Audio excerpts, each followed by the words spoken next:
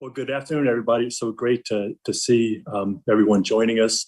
As a refresher, because I know it's been a while since we've met, I'm the chair of the CTA ADA Advisory Committee, and we are starting everybody. So great to see everyone joining us. 1:35 p.m. this afternoon. As a refresher, before we get to the roll call, just a couple of housekeeping issues. Please state your name anytime you speak. That's an accommodation that would be greatly appreciated. And reduce the background noise as much as you can, which may mean even muting yourselves as we go along. So we have a packed agenda today, so we'll kick it off now. As we go through the roll call and I announce the names of each committee member, would you also describe something about yourself, some physical features, if you will, as well as any organization you're affiliated with, and just a couple of sentences on why you're fairly brief on why you are part of this advisory committee at CTA. That's really twofold. Number one, it has been a little while since we met. And number two, as you all know, we have a new manager of ADA compliance programs, Irma, who you'll be meeting shortly.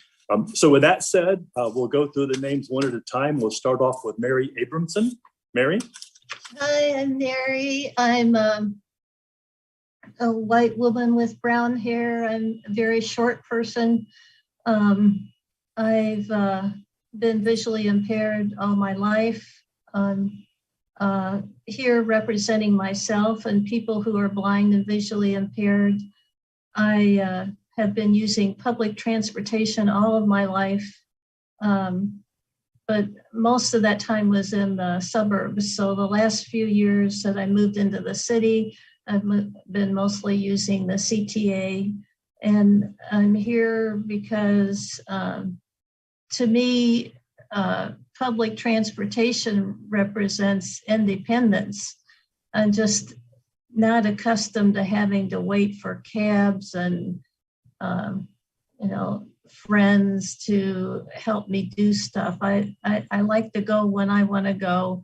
And so I feel very strongly that we need to keep pushing for everything we can get to make the CTA accessible and safe and dependable. Did I remember everything? That sounds good, Mary. Thank you. This is Joe again. Next, keeping an alpha order, it'll be me. Again, I'm Joe Albritton. I'm a white male of boomer age. I have brown hair that has some gray creeping in, and I have blue eyes.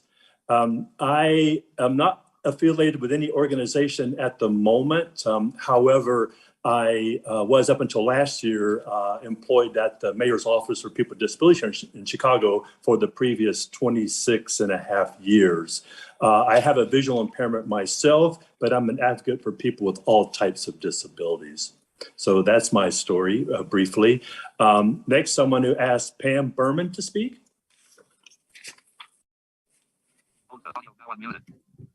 Hi, good afternoon, everyone. I'm Pam Berman with Guide Dogs for the Blind. I am, I guess, middle-aged. A white woman, 5'5", and brown hair. I'm a guide dog handler, and I'm proud to have a voice where I can speak where possibly others cannot. So that's what drew me to the CTA ADA Advisory Committee, and I appreciate everything Mary said, and I like being independent and being responsible for getting myself places with my guide dog. So that's my story. Thank you very much, Pam. Next, Doreen Bogus.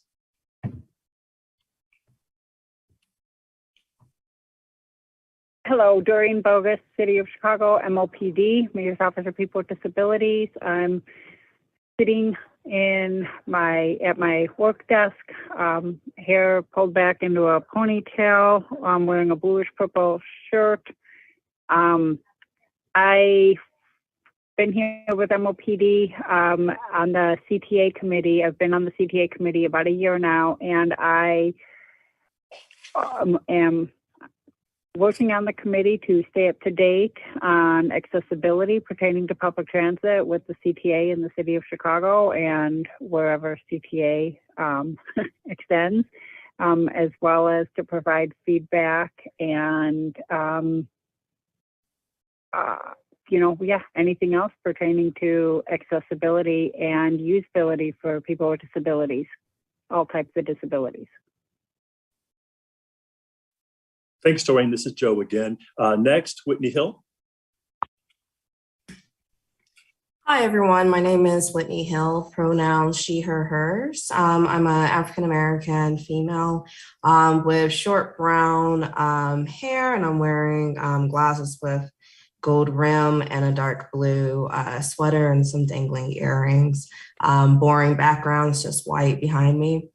I got interested, I'm representing Sport, small local Chicago nonprofit for people to talk about their disabilities, as well as LCM architects. I first initially got interested with the CTA advisory committee when I first actually came back from working in Boston. I worked there as an accessibility specialist, and one of the projects I worked on was with the MBTA, which is the Massachusetts Bay Transit Authority. And we did a few accessibility projects there. And so I was really interested that this is what the CTA was doing. I myself have a non-apparent disability, and I'm super engaged with what's happening in the community. And I'm also currently the chair of the wayfinding subcommittee, also here at the CTA. Thanks, Whitney. This is Joe again. Next, Robin Jones. And Joe, this is Mike Connolly. Yes, Robin emailed. She was having difficulty getting in, and she said she had to leave the meeting early anyway. So she just said, "I'll see you next time." And she said she would watch the recording that's coming off of YouTube. Okay, thank you for that update, Mike. That leads us to Michael Kaiser then. Mike?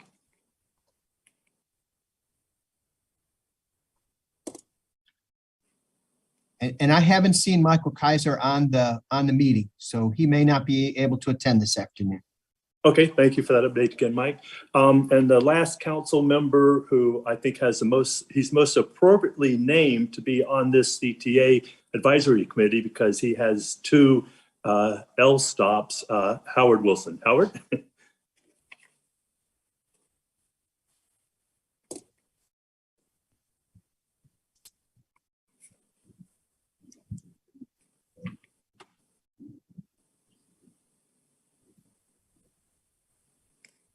I'm sorry.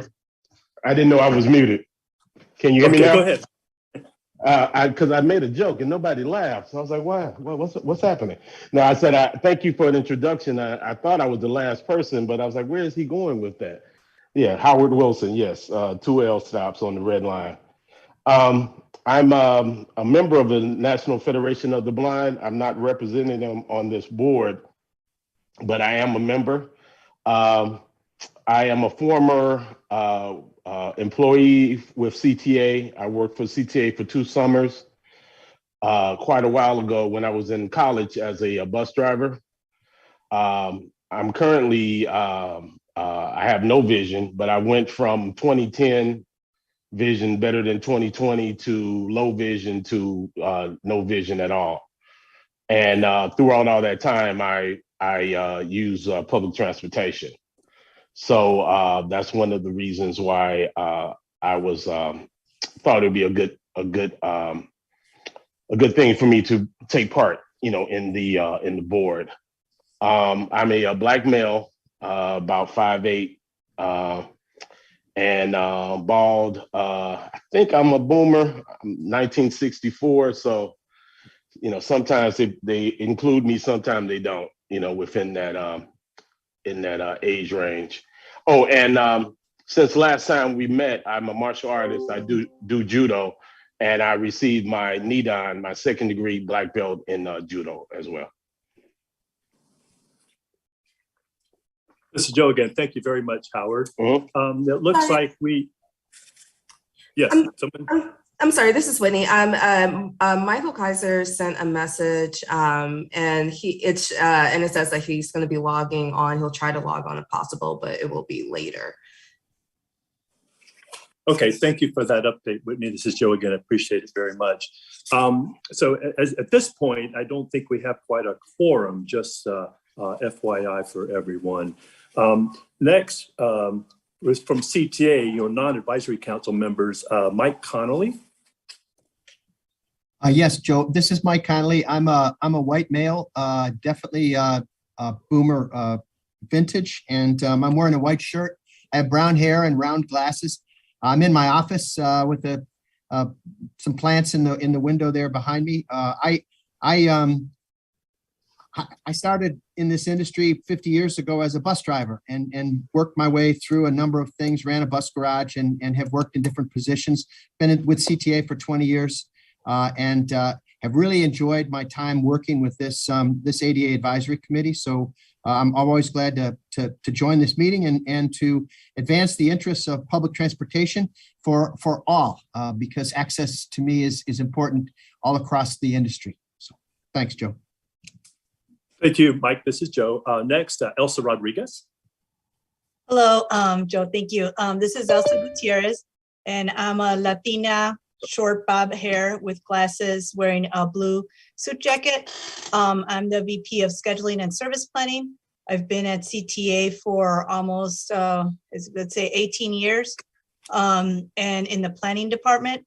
The reason I part of CTA and being part of this committee is just looking at how we can better improve access to people with disability, specifically with some of the milestone advances at CTA, first with the AVAS system and announcements on buses, and then just all the other work that they've done. And not only does it benefit people with disabilities, but also every rider that uses our system, because it does improve in helping have access to our service, but then also use it more regularly and it being the primary source of traveling to and from people's destinations. So thank you. Thanks, Elsa. This is Joe again. I apologize for giving you the wrong last name.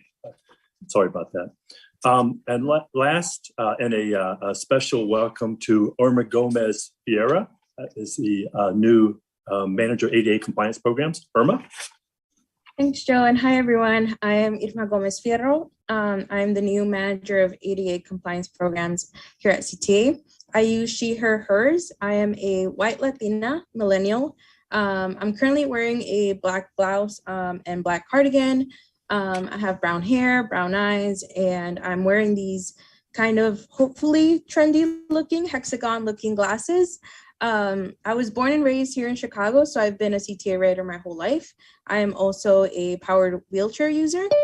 So for me, accessibility is really important because, as a lot of you have said, it creates independence for people with disabilities. And I'll be describing more about my background in the facilitators report. So thank you. Great, this is Joe. Thank you so much, Irma. We look forward to working closely with you as we move forward with the advisory committee. Next, Joe, can I yes. Can I ask, just to interrupt you, but can I ask if you would introduce two of our members who are transitioning off of the committee, Michelle and Lee and Bridget Heyman, who are here today, but I didn't want to let it go by without giving you a chance to introduce them. Oh, absolutely. Thank you for catching that, Mike. I appreciate it. This is Joe.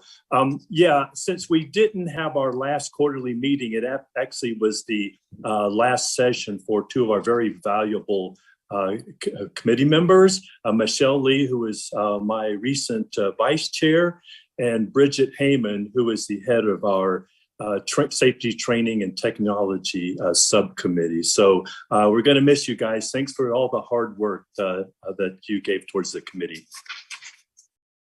This is Michelle. Thanks, Joe, and we'll miss working with everyone. So best of luck going forward. Yes, this is Bridget speaking. Same goes. It's been a pleasure working with you all. Thanks both ladies. This is Joe. Again, we loved having you guys and your contributions on the advisory committee. Next, I want to put it out there for anybody that has an announcement about any kind of disability-related event or activity coming up that they would like to share with our committee and others.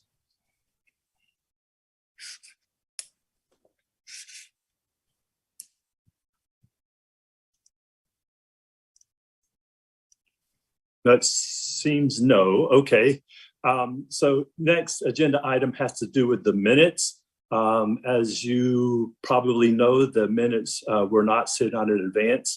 At this point, the minutes from the October meeting of last year, our fourth quarter, were actually not completed as of yet. So what we will do is we will vote on those minutes at our July meeting this year, July 11th meeting, and under old business, we'll review those minutes. Next, I want to ask Irma if you've received any public comments in advance of this meeting. As of this morning, I have not received any public comments.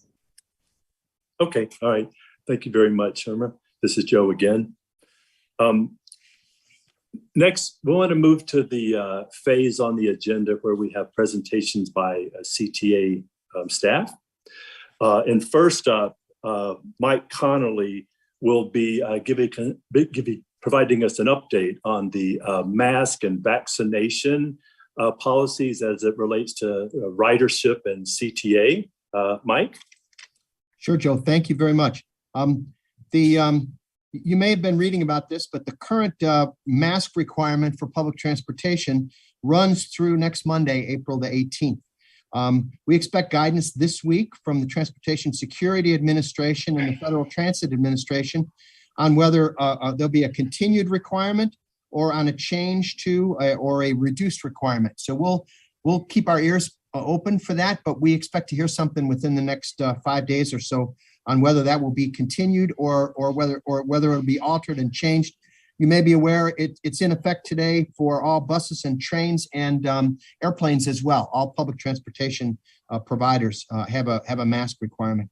Our program at CTA has given out literally hundreds of thousands of masks on buses and trains. Each bus has a box of masks that's given to the driver in the morning every day. And if they run out during the day, they just have to send a message to the control center and a street supervisor will meet them with more masks. And all train station kiosks are also supplied with masks. And it's a very active program for us. It's been a good program. I actually saw yesterday morning the operator on the bus I was on made a sign to the person who got on without a mask and put his hand across his mouth, and the person reached over and grabbed a mask out of the box and put it on when he got on the bus. So it's working, and it's been working for a while for us. It may change in the next week, but we'll keep you updated on that as well. We have seen masking rates on our system in the 95% plus range, and we have some holdouts, but some bad actors, varying results across the system, but it's really been very successful for us with the masking. I will switch to vaccinations and say that our workforce is almost fully vaccinated at this point. Our office staff are at about 99% vaccinated and with boosters as well. So it's been a very successful vaccination rollout here at CTA. And then I'll switch to talk about ridership. Our CTA ridership continues to increase, with our system averaging about 750,000 riders each weekday and about 350,000 on Sundays and 450,000 on Saturdays. This is just over 50% of our 2019 ridership levels. And I will say that after a seasonal dip, which normally occurs around Thanksgiving to Christmas and into the first month of the year, We've seen ridership rise again to the level where we're up to where we were in the fall before the Omicron variation hit and dropped ridership a little bit. And we're expecting to see a good year this year. We expect to see somewhere over 60% of our 2019 ridership by the end of this year, by the end of 2022. And Joe, I'll stop there and say thanks for listening to my update. This is Joe. Thank you for providing that overview, Mike. Does anybody have any questions for Mike?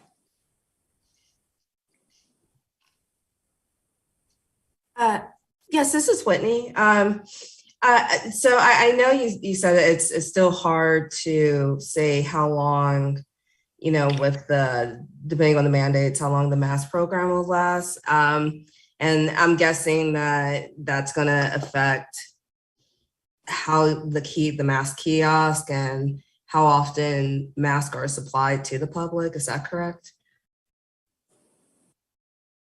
We haven't made any plans to stop passing out masks. Many of the masks that we have came to us through a variety of federal programs. And so we're interested in giving them out because I think even if the mask mandate goes away, there'll still be people who want to mask and who feel that they should mask. And there are folks who are immune compromised or have health needs, and we'd like to be able to continue to give out the masks. So I think we'll probably keep those handing out as long as we can. And a second question, is that similar with the new hand sanitizer dispensers that are around the stations? Yes, we would keep those up as well. Mm-hmm. Thank you. This is Joe. Any more questions for Mike?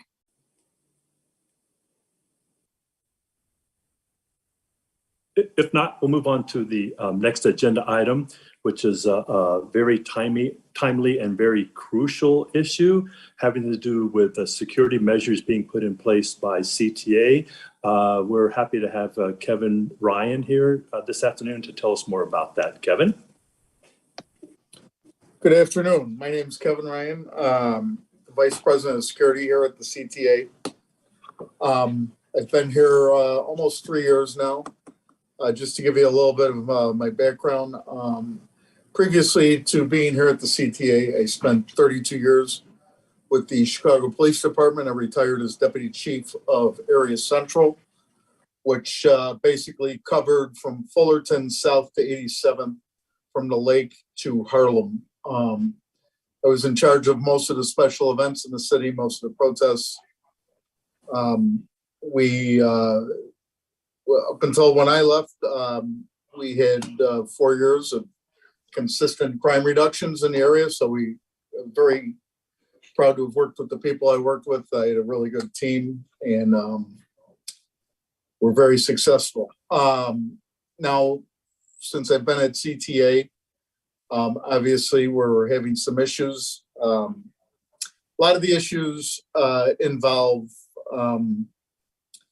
what's going on in the city with the rising crime rates, the reduced resources of law enforcement, and believe it or not, the reduction of ridership tends to lend or encourage more bad behavior or less or more criminal behavior.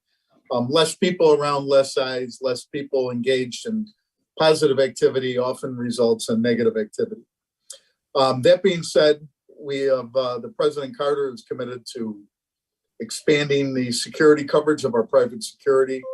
When I came in here, we were putting out about 40 security guards a day throughout the system. That's the entire day. Now we are over 200, and we will soon be eclipsing that number as well. We have a new contract with 2 companies. We're expanding out. What do the security guards do? What do they don't do? So security guards are not, I really want to stress this, are not a replacement for law enforcement. They do not arrest people. For the most part, they do not detain people. They are in highly visible uniforms, vests, radios. We put them in key locations to be highly visible, eyes and ears, and force multipliers for the police department. They have contact with the CTA's control center, which is kind of like a big dispatch center. And CTA control center can immediately contact Chicago Police. I also work with the Chicago Police Department, along with the suburban police departments that serve the CTA as well, which is Oak Park, Evanston, Skokie, Forest Park, and there's a couple more in there also. We work very closely with them. The Cta Security Office is divided into two sections. One is investigations.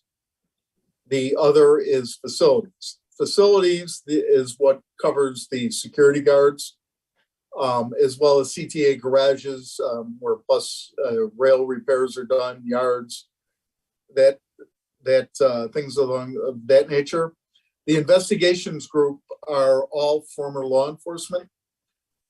They go through any criminal acts that are found on the CTA and assist the detectives and law enforcement in obtaining video, putting together cases, evidence, and packaging it up so law enforcement has a cohesive, good, grounded investigation to hold people accountable. We put out thousands of bulletins a year. These go out to law enforcement. They aren't shared with the public, but they're photographic evidence recovered from our cameras. They go out to law enforcement.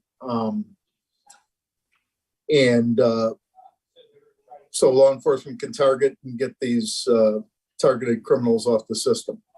The Chicago Police Department recently, as part of the mayor's office push in coordination with the CTA, has dedicated teams of officers that are running dedicated missions on the CTA.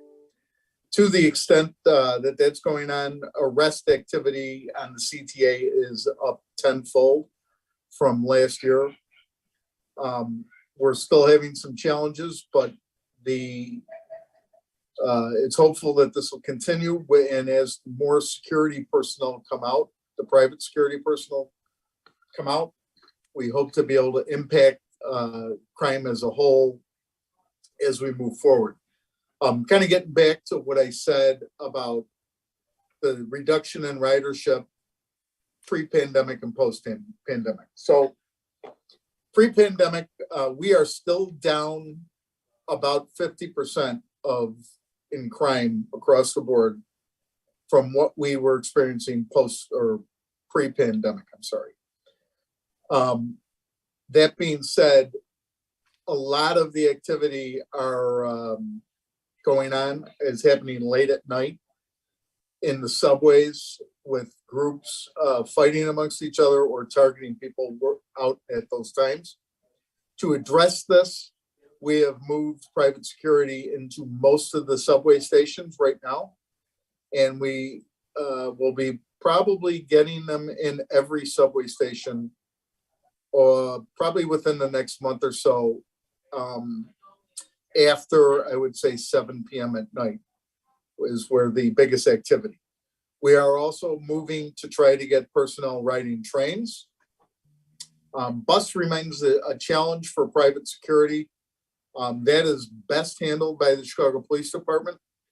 I'm working with the commander of the public transportation section to increase officers signing up for our overtime program that the CTA pays for.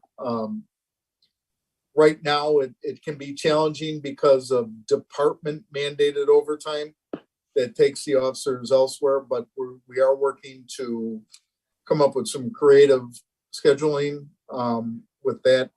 And normally what happens with that, the officers that sign up for that program ride in marked police cars, police vehicles behind buses with one officer riding on the bus and the other officer following a car for a few blocks, and then they get off and they get on another bus going the other way, things of that nature. Trying to get a bigger presence out in the system. I also meet with the command staff of all the districts and the deputy chiefs of all the districts to encourage more patrols and more interaction between district personnel and CTA locations. And that's working a bit. We are seeing a lot more district personnel engaged, especially in the Blue Line West.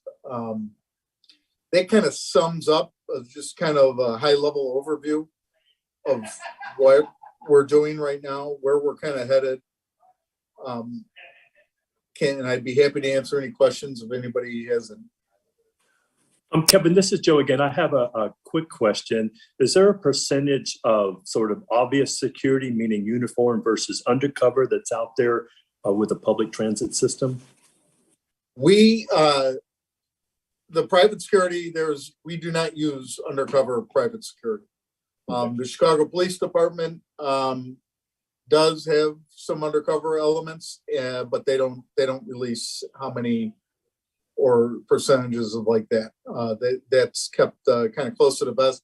Same with numbers, and I'm speaking in general terms, especially about the subway locations.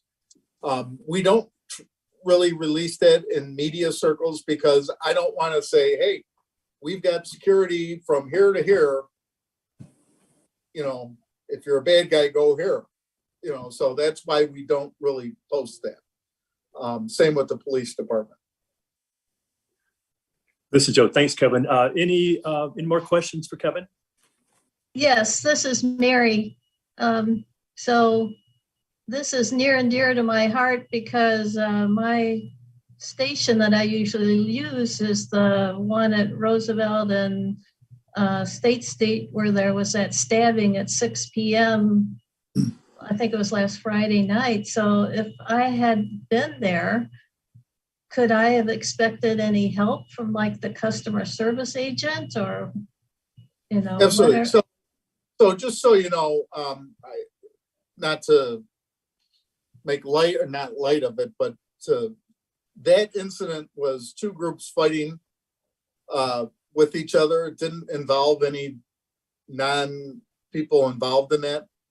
So it started inside and spilled out to the street.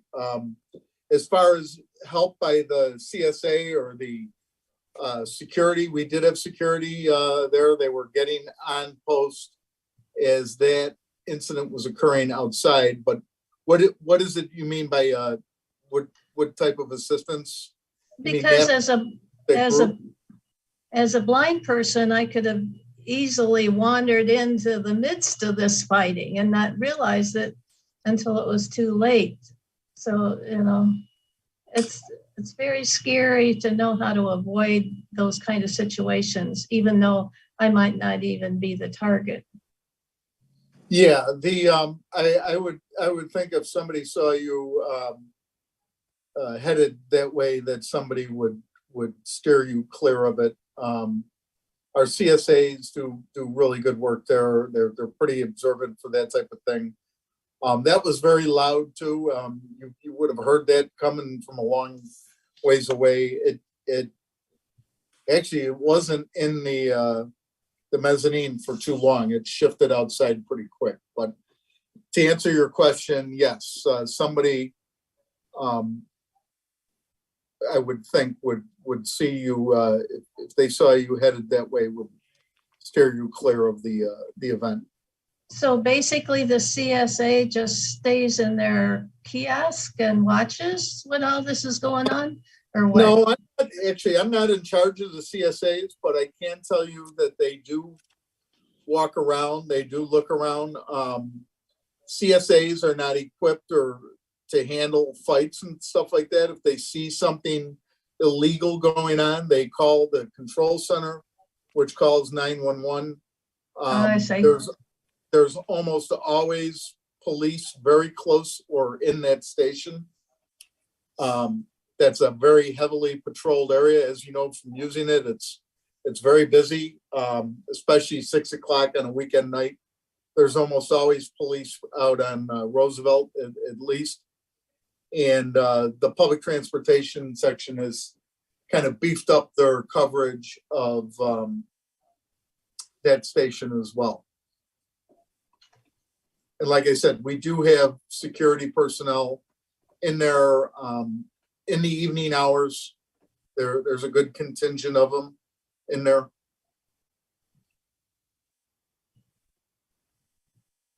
Thank you.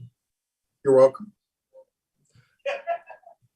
This is Joe again. Any more questions for Kevin? Yes, this is Whitney Hill. Please bear with me because I have 4 questions for you. I'm going to make them really brief. So kind of to piggyback off of what Mary just asked, you know, in the case of a violent fight or happening in the station, is there protocol, like trained protocol that the staff knows of what to do if there's people with disabilities who might be in the area? I think that would be best answered by somebody from operations that actually trains and works with the CSAs. If nobody's on, I will be happy to direct it to somebody so they can get back to you specifically with that. Like I said, I'm familiar with some of the CSA's duties, but I handle the security end of stuff. So I don't want to answer for them saying what they're trained or, you know, instructed to do in each situation. I completely understand. Thank you for that, of who to direct it to. I can tell you what the security is supposed to do, but I think the other, I'd rather have they would answer, better equipped to answer it. Okay, so then my next question is, I was curious about daytime crime activity. I'm not sure if we're seeing an increase because the news is reporting more about it, but there definitely does seem to be an increase in daytime crime. And I was just kind of curious of like if that is true and what that rate might be. I don't have the numbers in front of me. I can tell you it is up slightly. It's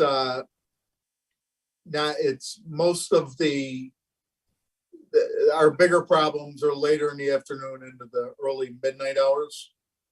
So, you know, that's our target area. But during the daytime hours, when you get a lot of people on, that's when we get a lot of our thefts.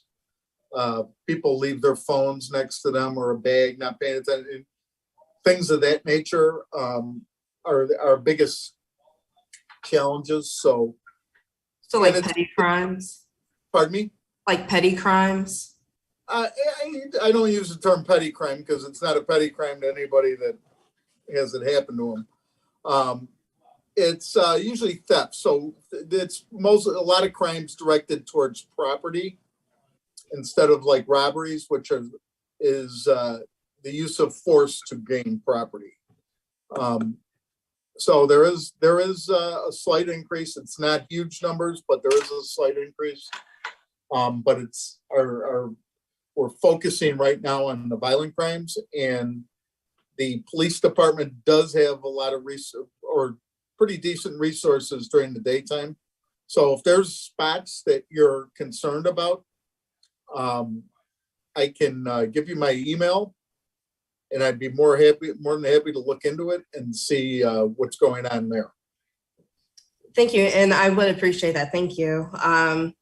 And I'll keep this next question brief. Have you seen any increase of a particular type of crime in itself? It's kind of across the board. It varies what time of day. We've seen a lot of battery increases, which are people fighting or hitting each other. We've seen some robbery increases. Like I said, a lot of those are in the late evening, early morning hours. So we track that. The Chicago Police Department maintains the database, so to speak, of crime statistics and that. I obviously know about them, but I let them, their staff, so they put out the information. Right now, these extra patrols that the mayor's office has directed the police department to undertake are directed at specifically these crimes that are occurring that have shown increases, which are violent crimes, which are robberies, batteries, and narcotic related issues. Okay, thank you for that. And then my last question, when crimes are made against people with disabilities, and if that disability is disclosed at the time after the assault, is that recorded somewhere? If it involves somebody targeting a person with a disability, that is an enhancement for the crime and is a civil rights violation and is often turned over to the Chicago Police Department civil rights section. Those are questions that I can answer them, but the police department addresses that. Yes, we do try to keep track of it. I notice in most case reports, the officers involved, if it does involve a handicap or a disability related incident, especially if it's because of that, that is recorded. If it's not because of that or just a ancillary, the person was unfortunate to be a crime victim, but it didn't have anything to do with any of the physical conditions. It's not always captured in case reports, but don't forget, detectives get most of these case reports for follow-up unless there's an arrest made at the actual incident. So it can come out later too, even if it wasn't captured at the time of the report. I hope that kind of answers your question. No, that does. That thoroughly answers my question. Do you know if that report can be made in any limited way to anybody on the committee, or is it sensitive? No, it shouldn't be overly sensitive for that end of it.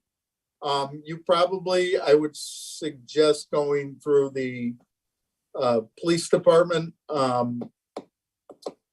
community policing office, or the mayor's ADA office may be able to assist in finding who the contact is for something like that now. Okay. Thank you so much. I appreciate you answering my 1,000 questions. Thank you. Oh, don't worry. That's what I'm here for. So this is Joe. Thanks for that exchange, you guys. Any more questions for Kevin?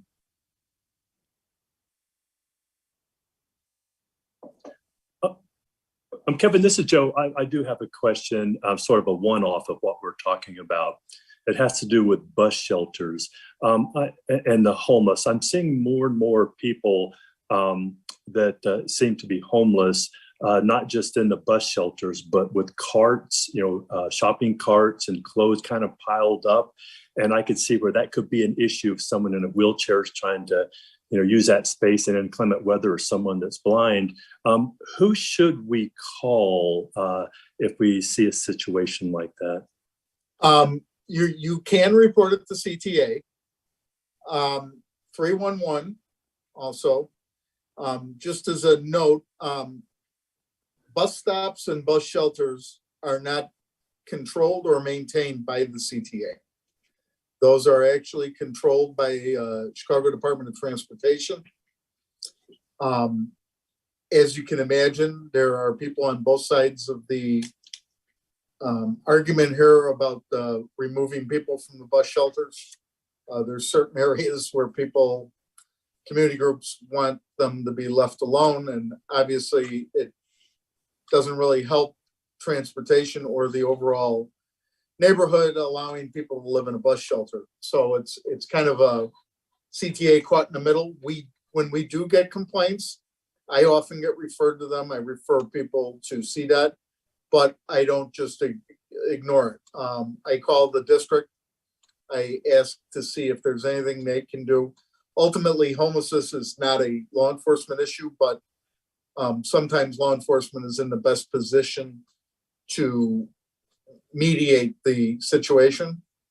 I call them, I would also suggest you call your alderman's office and the Department of Family and Support Services with the city that has actual teams that go out.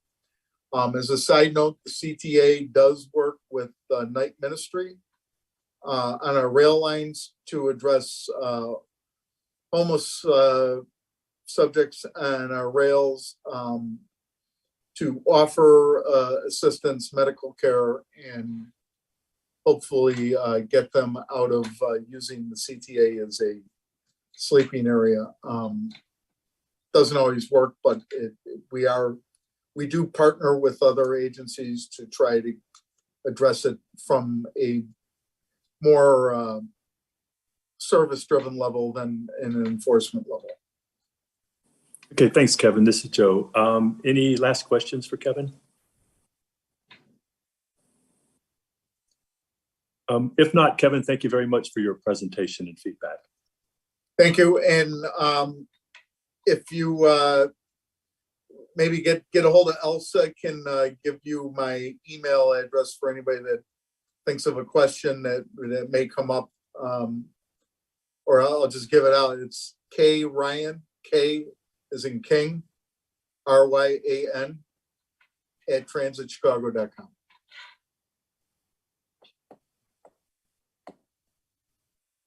So if anybody has any questions or concerns that I can look up or try to address that they don't want to talk about in a public venue, feel free to email. Try to help you out. This is Joe. Thanks, Kevin, very much for your time. Thank you. Joe, I wanted to just introduce myself. My name is Nancy Ellen Zussman, and I'm a white woman with red hair, also a boomer. I'm the Chief Safety and Security Officer for CTA, so I'm over both safety and security. And I came to CTA about 1.5 years ago. I spent 22 years at the Federal Transit Administration as a lawyer, and I did some disability cases.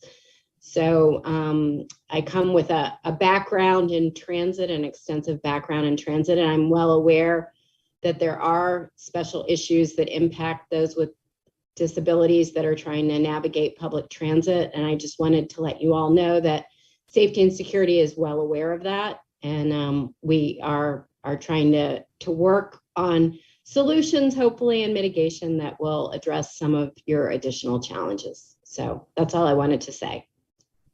This is Joe. Great. Thank you, Nancy. You'll be a great resource for us. I appreciate it. Next on the agenda, we want to get a construction update from Tanisha Marshall. Tanisha? Good afternoon. Natalie, are you able to show the presentation?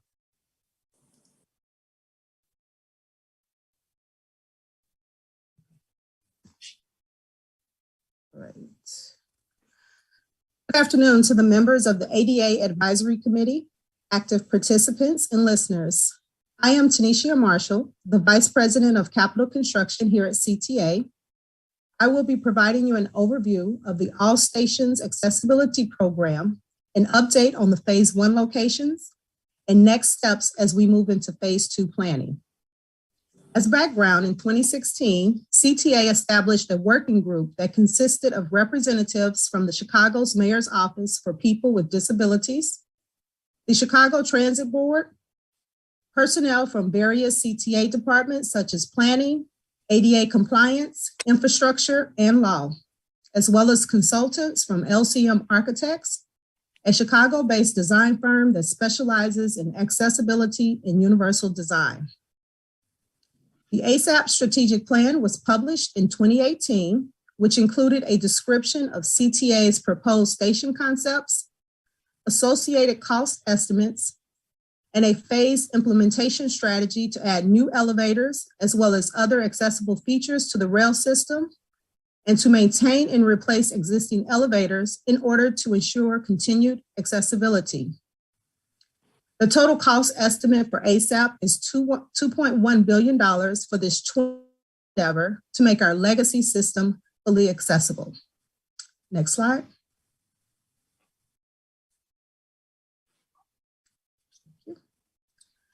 As an overview, the 42 inaccessible stations were broken into 4 ASAP phases.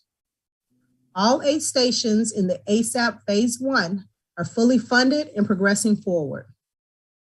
Of the 8, 4 are being advanced through the RPM program. In addition to the 4 RPM, CDOT is leading the reconstruction of the State Lake Station downtown. The remaining 3 stations in ASAP Phase 1 are Austin Green Line, Montrose Blue Line, and California Blue Line. Phases 2 through 4 each include 5 to 6 ASAP stations, including the Forest Park branch, and the future phases of RPM are constructed. I am pleased that design for the Racine Station along the Forest from Phase 2 is funded and will be under construction next year. Having a phased implementation strategy is important to charting out a path for planning, design, and constructing the proposed accessibility improvements at each station. Phasing is based on funding, complexity, geography, and incorporation of equity in investments. Next slide, please. As previously stated, we're happy to report that due to funding from the Rebuild Illinois Capital Program, CTA is able to accelerate one of the Forest Park branch stations, the Racine Station, which will now be completed in ASAP Phase 1. The design is at 70% and construction is scheduled to begin in late spring of 2023. I will be spotlighting this location for today's meeting.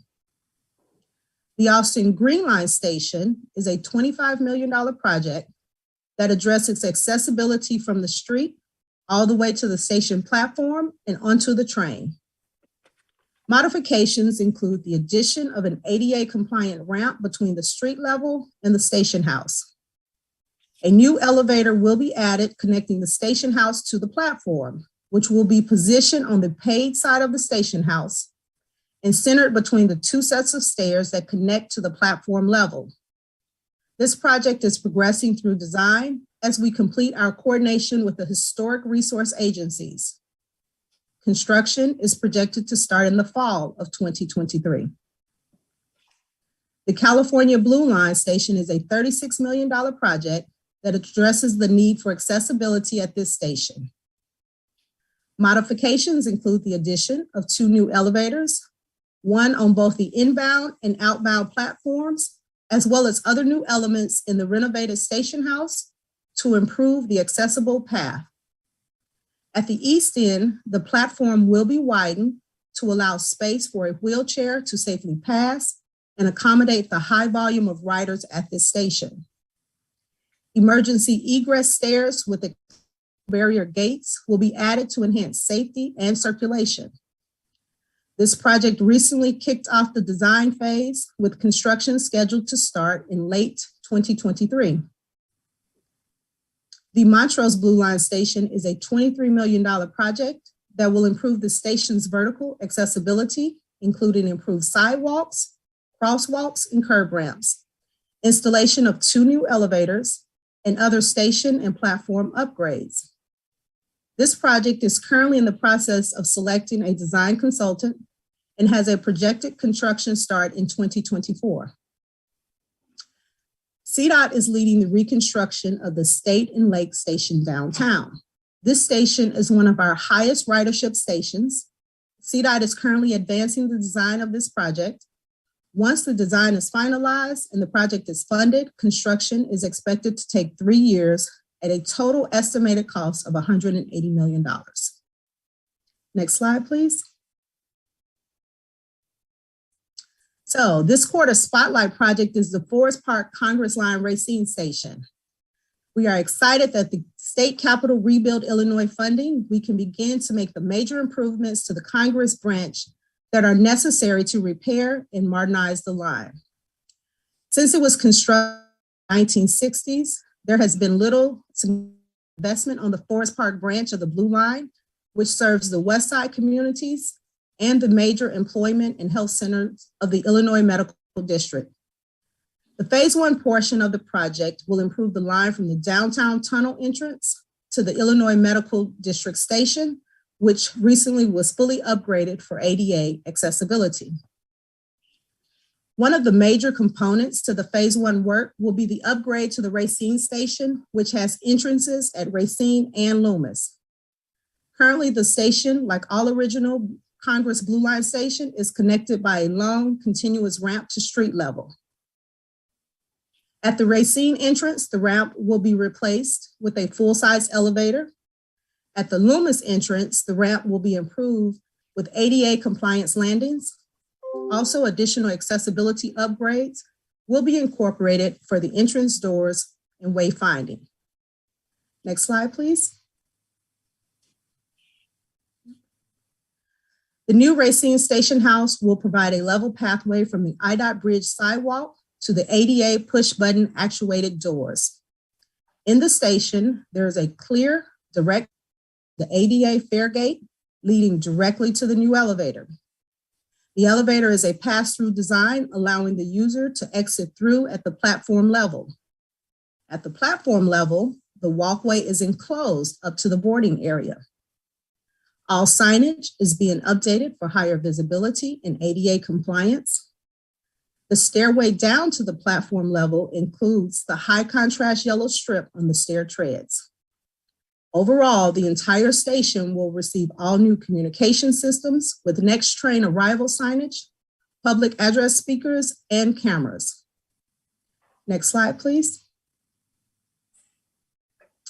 At the Loomis entrance, the station will be reconstructed to visually match the original station for coordination with historic resources. All components will be new and compliant with modern accessibility standards. Next slide. Similar to the Racine entrance, there is a clear, direct pathway from the IDOT Bridge sidewalk through the station. The ramp to the platform will be retained, but ADA compliant landings will be added.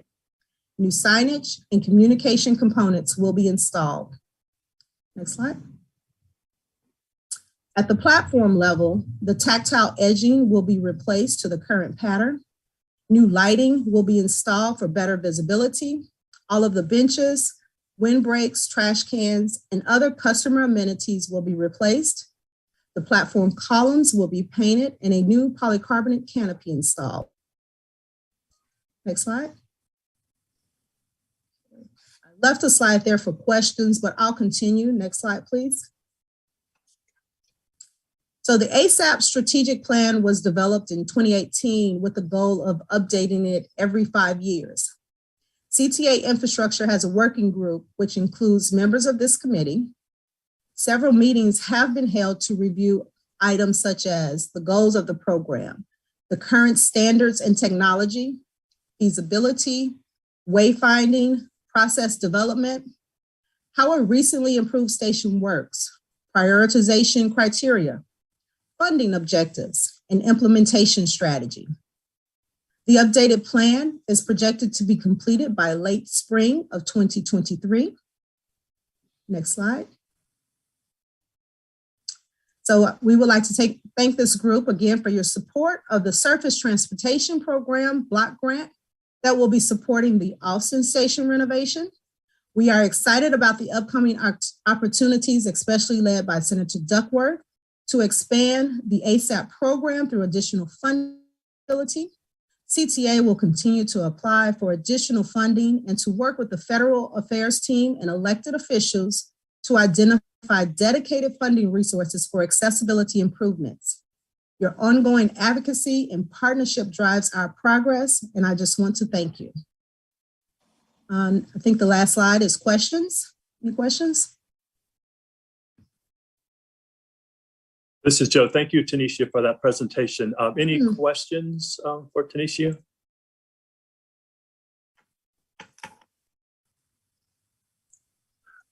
I do have one, Tanisha. You had mentioned how CDOT is leading the state and lake work on that station, the elevated station.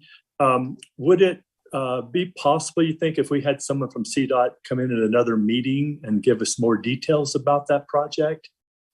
So Joe, I know they were scheduled to present at today's meeting to go over the state and lake, but due to time and the long agenda, they've actually been asked to present at the next one in July. So you'll see that one in the July quarterly. Great, thank you, Tanisha. Any more or any questions? If not, thank you very much for your time and effort putting this together, Tanisha. We appreciate it. Thank you all. I appreciate it. Moving on to the agenda, our next presenter is Jeff Wilson, who will be talking about the RPM or Red Purple Modernization Program. Good afternoon, everybody. Thank you, Joe. My name is Jeff Wilson. I'm the Director of Government and Community Relations for the CTA and on the Red Purple Modernization Project. I am a Gen Xer, white, 5'8", 5'9", depending on who you ask. I'm wearing a plaid shirt that looks like I should be cutting wood in the backwoods of Montana. And I have the RPM screen behind me. Overall, I've been a CTA for 21 years. And the last 8 years, I've been working on this RPM project, which is near and dear to my heart, obviously. But for the biggest reason is because the RPM project is going to provide accessibility to a whole bunch of citizens of the city of Chicago that otherwise would never have accessibility, because the stations, as everybody well knows, are 100 years old.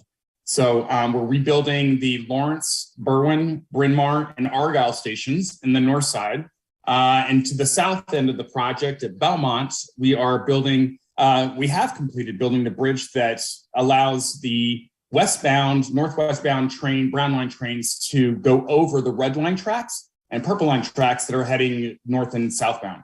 So we currently in the red purple bypass area, which is immediately around Belmont, we are doing demolition of the northbound and ultimately southbound red line tracks right at just south of Addison, which is part of straightening out the little bit of jankiness that's in the track right there. So as you go north towards Addison, you may realize that the tracks do a little jog that CTA is going to be eliminating with the North Main Line construction. We have been doing demolition work both in the RPB, Red Purple Bypass area, as well as in the Lawrence to Bryn Mawr modernization area, LBMM, to make way for the 4 new stations that I mentioned earlier. Right now, we're doing the drilling of the foundation work in the LBMM, and that included demolition of the old stations. We closed temporarily, just to do the construction, the Lawrence and Berwyn stations, and we have kept open Bryn Mawr and Argyle. So we are doing that right now. We just completed a tour with members from Access Living successfully. So if there are members of this committee that would like to do a tour of the project area, please let me know. Elsa Gutierrez has my contact information. If somebody could put it in the chat, that would be great. It's jwilson@transitchicago.com. We love doing tours of our project area, so we welcome that. Joe was a great member of our tour group. We really appreciated that. We're still waiting for that lunch, Joe, by the way. Yeah, so we are doing a lot of work in the RPM. I was told to keep it brief, so I'm going to keep it brief. If there are any questions, I'd be more than happy to take them. But before I go, I do want to say a quick shout out to Michelle Lee. Michelle, you are going to be missed. We really appreciate all your input that you had with the beginning of RPM project from me to you. Thank you so much for being a part of this group.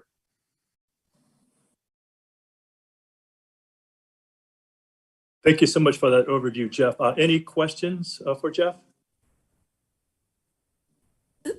This is Whitney Hill. I have a quick question. Sure. Hi, Whitney.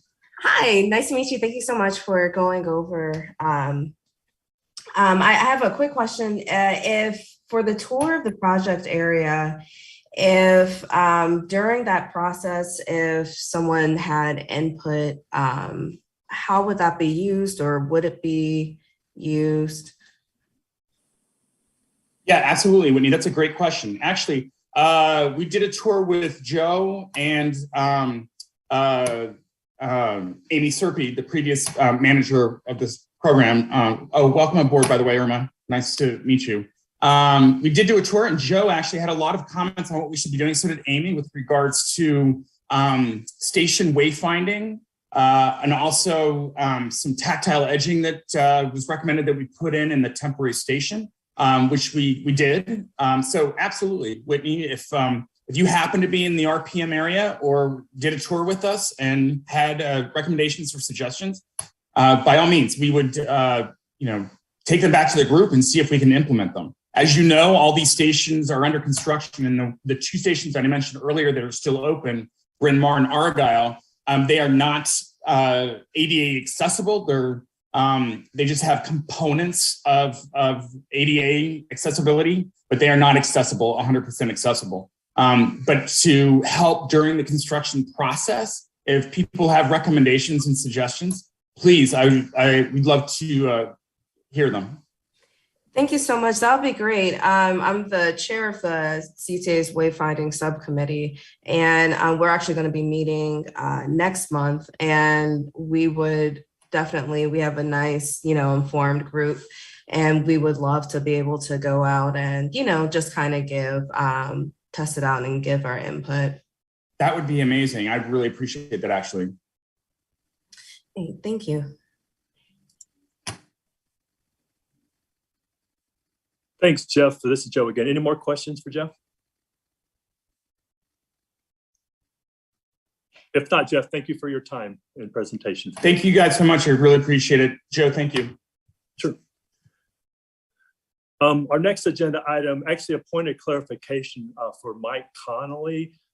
Mike, initially on our agenda, I had ASAP, and is that what Tanisha just presented?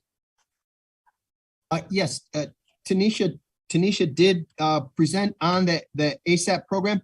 I actually just prepared a couple of comments. If it's okay, I'll just zip through it very quickly. What I really wanted to do was say CTA, as Tanisha mentioned, expects to build on the progress already made towards the goal of 100% vertical accessibility in 2021, with multiple opportunities to secure additional funding in 2022. With that passage of the bipartisan infrastructure law last year, a new program, 1.75 billion of discretionary grant funding is available specifically for legacy transit agencies like the CTA. It was created with the champion of Senator Duckworth to help increase the number of accessible rail stations across the country. This new grant program is appropriately called the All Stations Accessibility Program, kind of stealing our program's name for the national program. But it was championed by Duckworth and at the urging of many groups such as yourselves going through the process.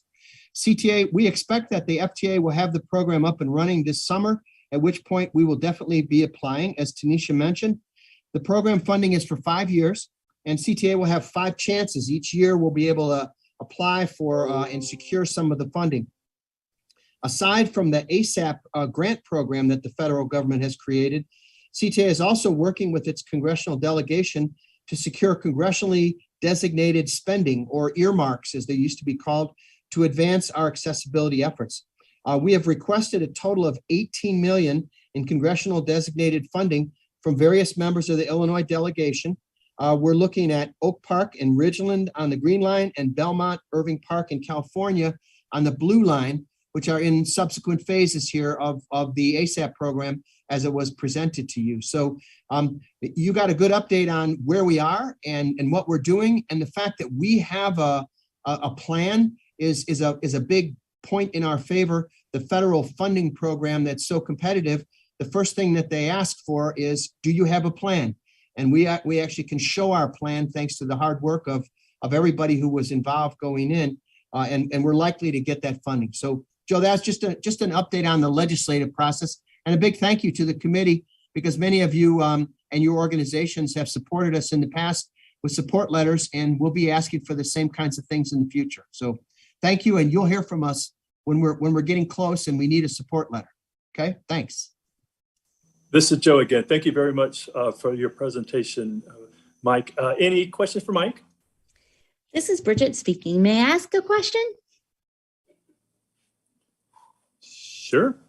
Excellent. I know I'm transitioning off, so I didn't know if I was part of the quorum today. Wanted to make sure I wasn't speaking out of order. Mike, thank you so much for your report. When I initially got the agenda, I didn't know if this referenced the national plan or the CTA's ASAP plan. So thank you for that clarification too. It's great to see this on the agenda. I am so glad to know that we are applying for funds, and it sounds like our existing ASAP plan here in Chicago is determining the prioritization of how those funds are being spent. I wanted to confirm that that was true. And then I also wanted to ask, in addition to like asking our organizations and of course the members of this committee for letters of support in what your plans are, I'm wondering how people with disabilities are involved in kind of that process beforehand in kind of determining where the money goes and how it's prioritized. So I guess I would say, Brittany, that we're using the existing ASAP program that we developed to help guide our thinking as we go forward. And so there is a process, and Tanisha mentioned it. We're in the process of updating that ASAP program right now, and we'll go through a process to sort of realign it with this new future competitive program as we go forward. Okay. Yeah, I'm just wondering, as you're doing that realignment and assessing like what is prioritized, right? And where exactly the money goes, how can this committee be involved, and how can people with disabilities in Chicago, as well as our organizations, be involved in that process? So I don't have a real answer for you. We've been working with the infrastructure group on getting this update on its feet, so that we're getting a committee, and several members have been involved, and we've gotten some information directly from people with disabilities as we're moving forward on that. I don't know that there's a specific role for this committee.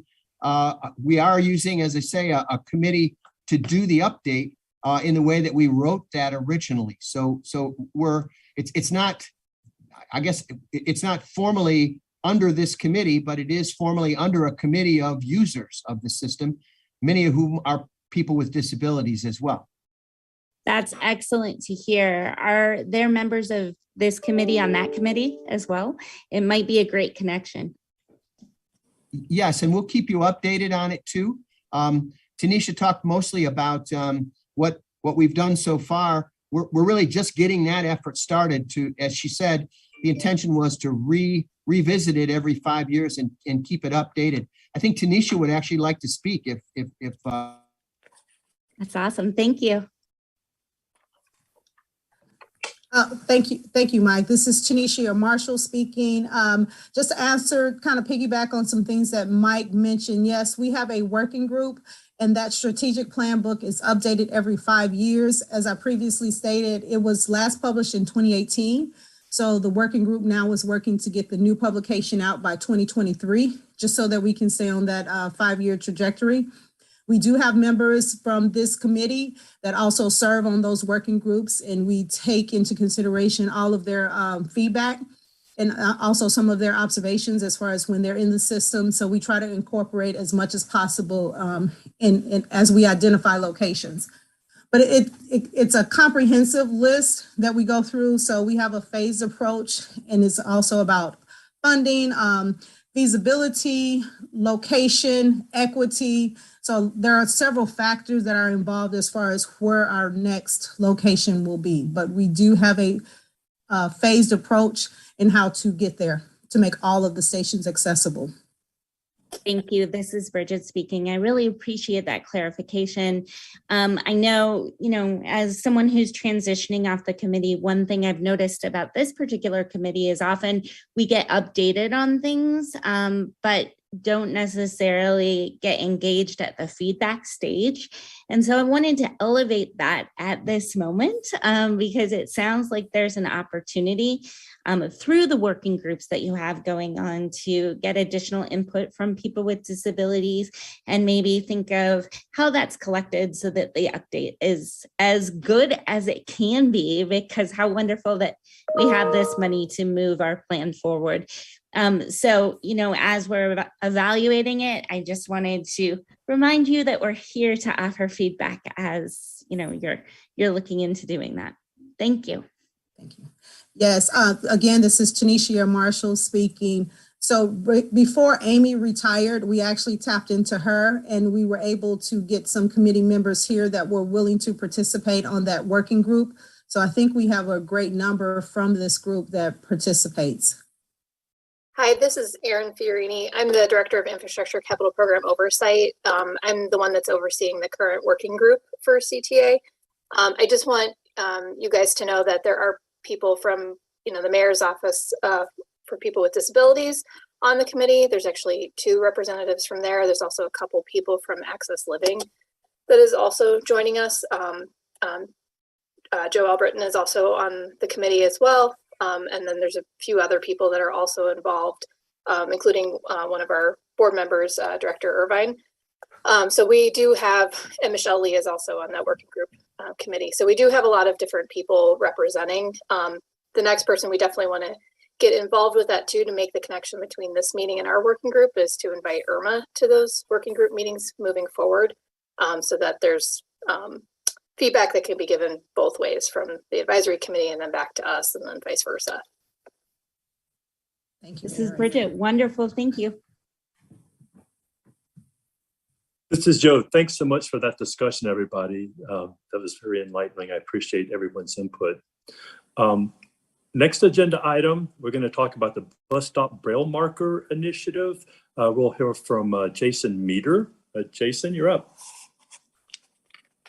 Hey, good afternoon, everybody. My name is Jason Meader, Senior Manager of Traffic Planning with CTA. I'm a white male in my late 30s with light brown hair and a beard.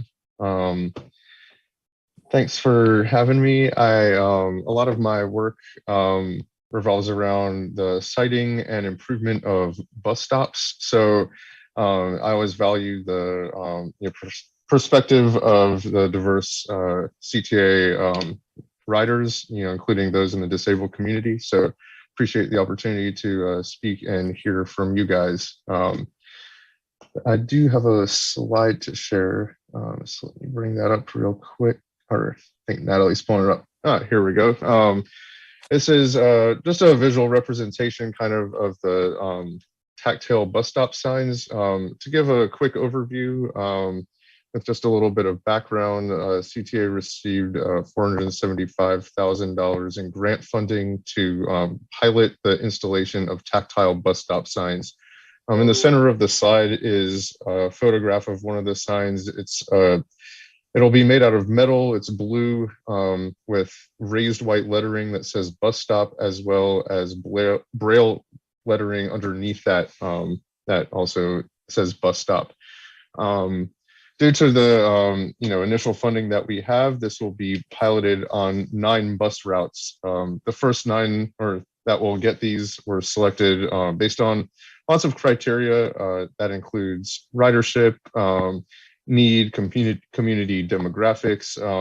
I'd spoken with this group quite a while ago about it also, and just an example of a piece of feedback I got is we'd rather see certain routes selected with sign at every stop rather than targeting only the highest ridership stops scattered out throughout the CTA system. So we took a lot of things into account in how to select these for the initial rollout. On the other side of this slide is a map of the city of Chicago, kind of zoomed out. There's a dot on the map representing every bus stop that's slated for this first phase of the rollouts of signs. just due to the scale of the map, almost looks like, bus route lines rather than individual dots, but they're there if it's zoomed in close enough. To provide an update on the status and schedule, signs are currently being manufactured by a vendor that was selected by CTA. The delivery of the signs is expected to come in the next couple of months. And once we have those, we'll be able to begin the installation. So sometime this summer, they will start being installed out on the system. And based on weather, workload, things like that, we estimate that the installation will take course over the next 6 to 7 months, beginning this summer, but that may be more quickly or delayed by other external factors. Just to share the bus routes that will be in this rollout. That's bus route 4, which is Cottage Grove. We have the 9 and X9, which is Ashland and Ashland Express. Route 12, Roosevelt. 49 and X49, which is Western and Western Express. 63, 63rd Street. 66, Chicago Avenue. 79, 79th Street. And 157, which is a Streeterville Taylor bus. In all this initial rollout, it will be for 1,417 stops. So that's just a quick update. I guess I can open it up now to any questions or comments that you guys have. This is Mary. I have a question. Yes. Could you explain a little bit better, a little bit more about what are these bus stops supposed to do, or where are they going to be, or how do we find these them? so the signs, they're roughly I think 4 by 6 inches, and they'll be mounted at about 3.5 feet high, and they're going to be metal on the actual either sign pole where the bus stop sign is located, or if the bus stop sign is on a light pole or something like that, it'll be at that pole, at a level that somebody walking or in a wheelchair or otherwise would intuitively be able to reach it and find it. There's not going to be route specific information on these signs. It's just going to indicate that's where the bus stop is. So a lot of places there's lots of poles and clutter on the sidewalks, as I'm sure you're aware. This will tell you, oh, here's the exactly where I should be waiting for the bus when you're standing there.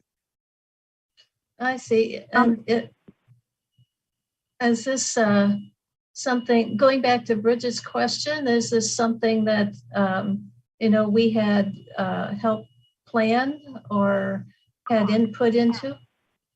Yes, I admittedly haven't been at the helm of this project from the get-go, but we have reached out to the disabled community, and I believe this group as well, just for some feedback on, where they should be deployed first. We have to, prioritize where it was going to be implemented rather than, because we don't have the resources yet to, do the whole system at once. But we did get some feedback, as I mentioned, as to whether we do it by route or by, top location.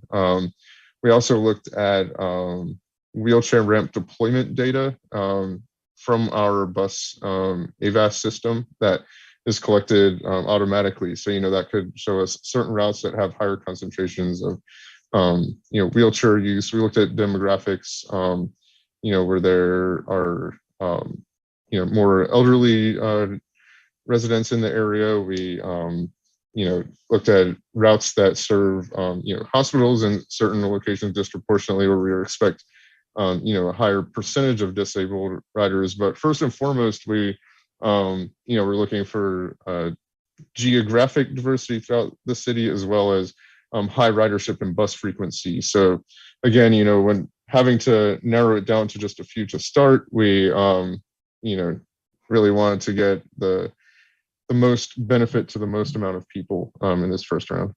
So, and Jason, I'll just add, this is Mike Connolly. This idea for these, for putting a sign at at a Braille level that could be read by hand came out of this committee. So this was an initiative of the ADA Advisory Committee, which preceded Jason coming on board.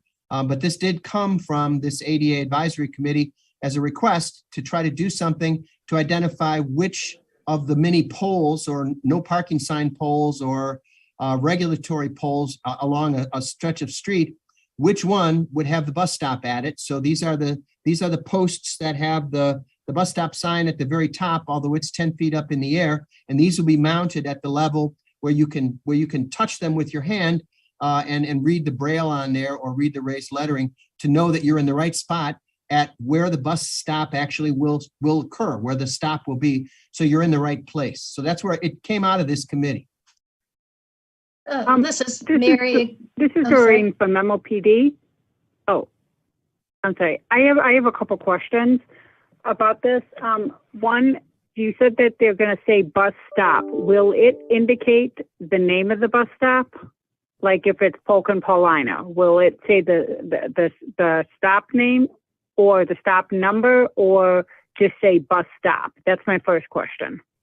It will just say bus stop. The signs are all going to be the same regardless of which route they're on, and it'll be in raised lettering as well as Braille. Okay, that's one question. Number two, will the signs be facing the street, or will they be facing, so they will be on the front side of the pole facing the street, or the back side of the pole facing the sidewalk, or like the inside of, towards the inside? You know what? I don't want to give you wrong information. I'm pretty sure that they're going to be, facing the sidewalk side of it, or as you're, I guess I'd say, parallel to the road or perpendicular to the road itself. On the pole. So as you're, walking up to the pole, it'll be, facing the upstream end of the road. But I'm not 100% sure on that. I'll have to check the spec, but I can get back to you on that. Please follow up on that, because that's going to make a big difference for accessibility. Because, for example, if somebody uses a mobility device also, you don't want them to have to stand in the street if they are trying to read the sign, if it's, if it's facing the front side of it. If somebody, or, okay, so that's one thing. And then is this part of like a separate grant right now, or is it CTA funding? This is grant funded. Mike, do you know specifically details on it? It's actually 5310 funding. We got this through the federal government. That's an annual pot of funding that comes to the region. It is often used to buy accessible vans for agencies and for people like PACE, but it is also available for things like this. And so we applied for this funding through the federal 5310 program. Okay, is this the same funding that did the 400 bus stops that have the beeps and it's got the audio for the GPS? It's not. That is a separate pot of funding to put those beepers on there. Got it. Okay. And then if this is, depending on the feedback you receive and how this works out, is the intent for this to, over the course of years or time, for these signs to be at every bus stop? Yes, I think that would be the ultimate goal. Like you said, based on feedback, I think really the only reason we narrowed it down to these pilot routes is the level of funding that we have at the moment to deploy this. Oh, but, right, and it's right. We do in the pilot phase. Right, and the sign manufacturer contract was left open for subsequent orders. Should we receive more funding and it seems to be a successful system. So nothing is intentionally excluded from this. We just have to start somewhere. Okay, and then the last thing I wanted to mention is once this is fully implemented, into the pilot phase, if you could make sure that the people at the transit center, the CTA, the RTA, Transit Center, any place that you call in for directions, that's the 836-7000. And then also, sometimes people will also get information when you call 188 your CTA. Make sure they are familiar with where they are located so that when customers call in and, they can pull up information on, you go here and you walk 3 blocks or whatever, that they can give them a good description on where the pole is located also. Yeah, absolutely. That's great feedback. Thanks for that. Mm-hmm. Hi, this is Whitney Hill.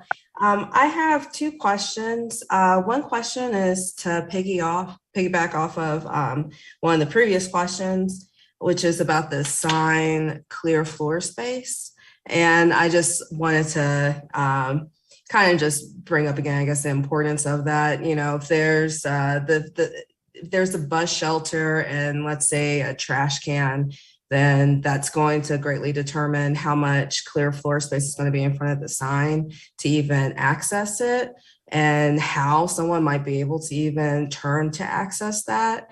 And so some consistency with that would be just amazing, as well as you mentioned the reach range of the sign too, but consistency with the reach range of the sign too.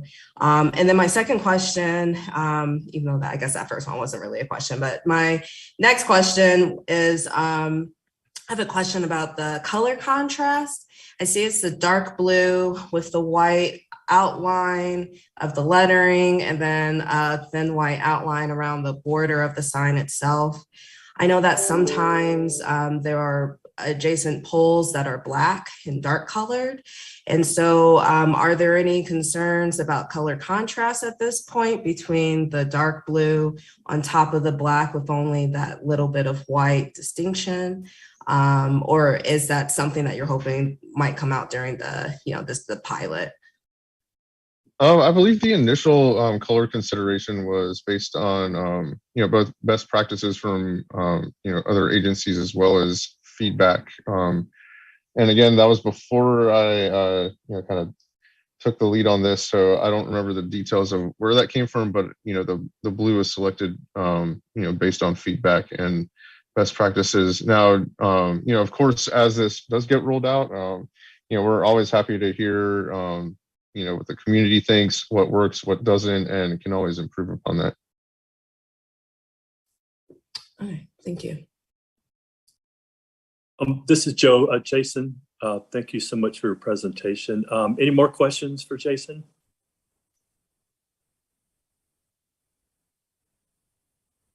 If not, thank you very much.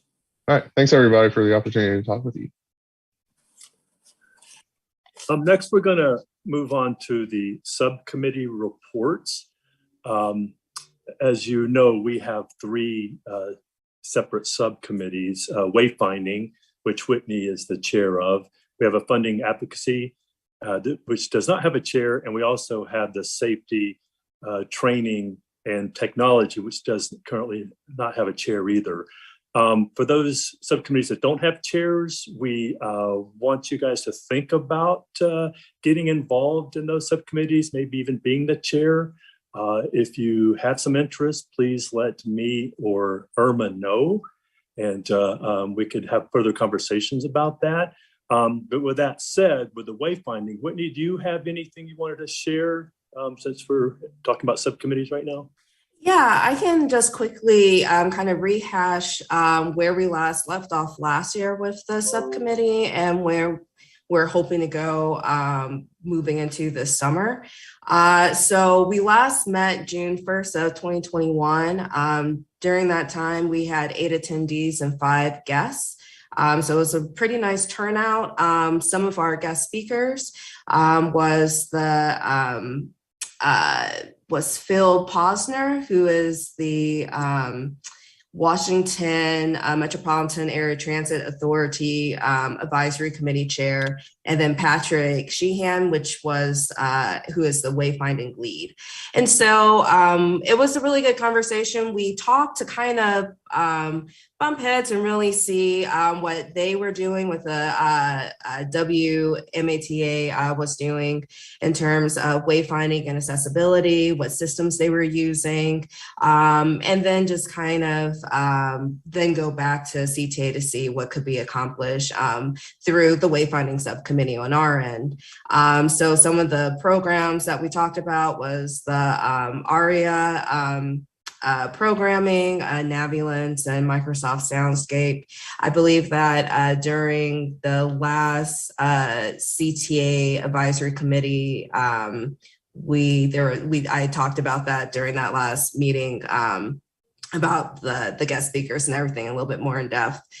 Since last year, there has been a hold on the committees while there's been a rotation of different advisory committee members, and with the pause of the general meetings, we are hoping to meet again late May to go over some of the new information that we gathered here today. We're always open and looking for new members. We tend to get a pretty good trajectory, and so much of our information comes directly from what we gather from these annual meetings. And so if anyone who spoke today want to sit in on the next wayfinding committee, or if anyone's just interested in joining, please let me know. I'll be more than happy to get you involved with our next meeting coming up. This is Joe. Thanks for the update, Whitney. Really good work on that. We appreciate it. And committee, as Whitney alluded to, you can have guests to be part of these committees. It doesn't have to be just committee members. So think about that. But again, give some thought to becoming active members of some of these subcommittees. We appreciate it.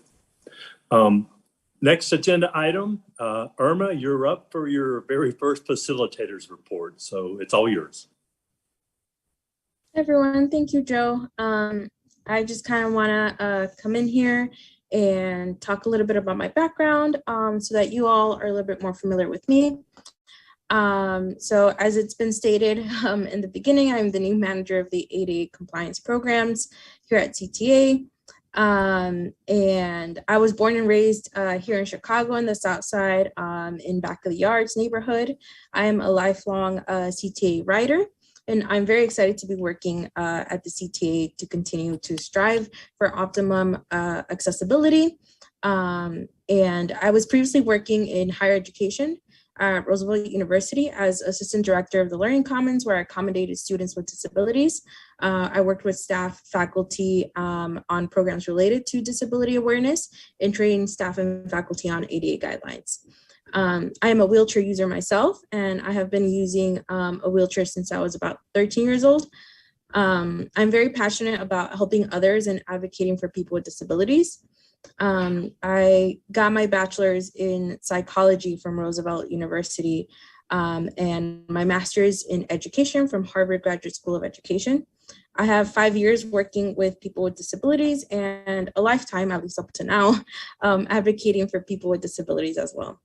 As a first-generation Mexican-American woman that comes from a low-income family with disability, I can identify with many writers and Chicagoans who come from similar background.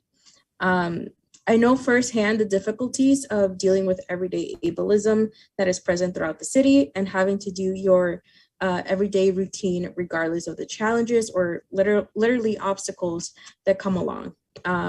During my time here, I hope to bring disability awareness to the CTA to the next level and start acting on inclusive changes and projects. My first goal for these next upcoming months is to get acquainted with all of you and the organizations that my predecessor was in close contact with, and hearing from all of you and what your thoughts are to start working on common goals.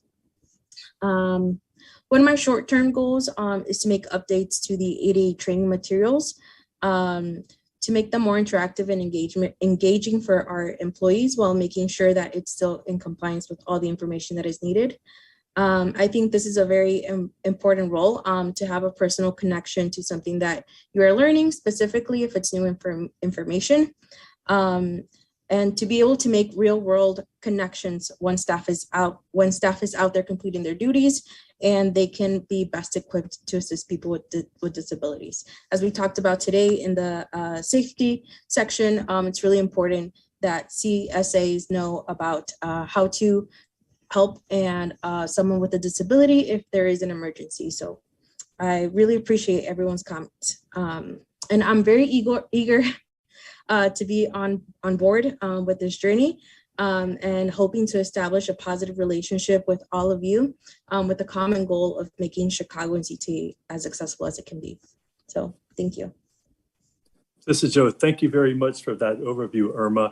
This committee certainly looks forward to working closely with you to increase inclusion and accessibility for the disability community. So welcome on board. The next agenda item is old news, old business, I should say. Does anyone have any old business they wanted to bring up?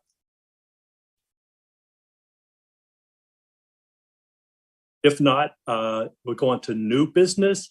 Any issues? I'm sorry. Hello, I'm sorry. Look, it's Doreen again from MOPD. I was wondering if we were going to get an update of the rail car walkthrough that was done at the end. It was done with Amy Serby, Irma's predecessor, at the end of October. Those were for the new rail cars. We all provided feedback on the accessibility and usability. And I was wondering if we were going to get a follow-up on that.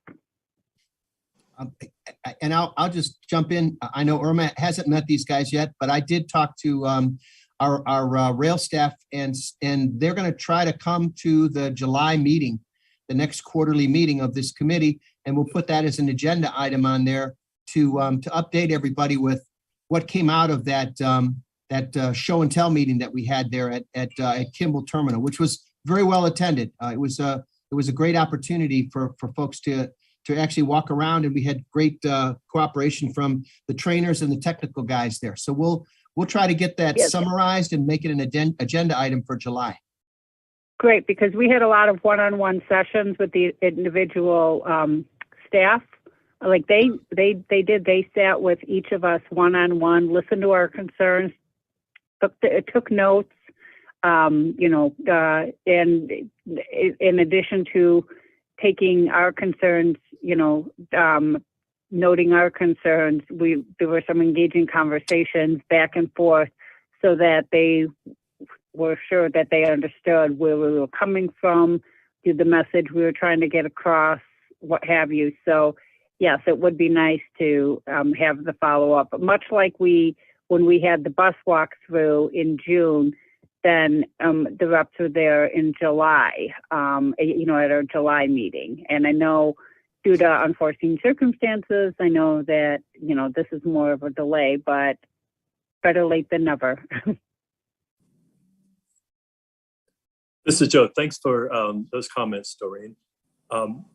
Moving on to new business. Does anyone have any new business they'd like to, topics or issues they'd like to see maybe discussed at our next quarterly meeting in July?